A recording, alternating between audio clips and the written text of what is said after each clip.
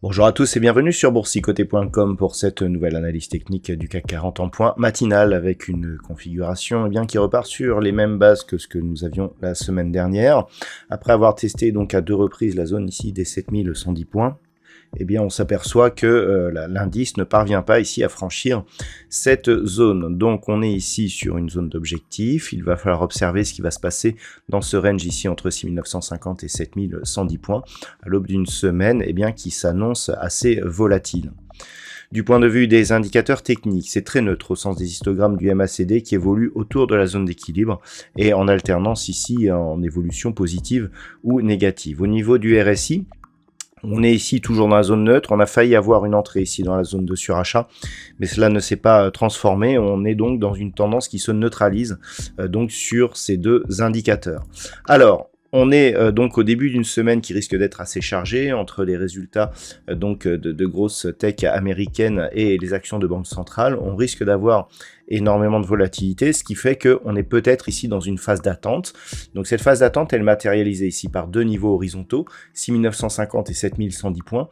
On a une zone médiane ici proche des 7015 points. Actuellement, on est toujours sur une dynamique haussière. On peut constater ici que l'on évolue au-dessus de la moyenne mobile 20 exponentielle. Actuellement, au niveau du palmarès des valeurs, nous avons Pernod Ricard qui gagne 1,47%, Thales, Danone, Orange et Vivendi arrivent juste derrière avec des gains inférieurs à 1%. On est sur des baisses qui sont un peu plus marquées, le CAC 40 perd 0,36% au moment de cette analyse, et donc Renault, LVMH sont vraiment en queue de peloton, Renault perd 2,68%, Total Energy, Téléperformance et ST Micro suivent juste derrière. Donc pour l'instant, ce que l'on peut retenir, c'est que tant que l'on est dans ce range ici, 7015, 7110 points, donc nous sommes dans une phase de consolidation horizontale, la phase de consolidation peut même descendre jusqu'à 6950 ici, mais tant que l'on est au-dessus des 7015 points, on est plutôt dans une perspective de reprise haussière, puisque je rappelle qu'une rupture ici de cette zone des 7110, 115, nous ouvrirait la porte vers une poursuite en direction des 7200 points. Si on était ici sous la zone des 7015 points, on resterait toujours dans ce range d'évolution neutre, mais avec un risque baissier qui serait franchi en cas de rupture ici de cette zone des 6950 points.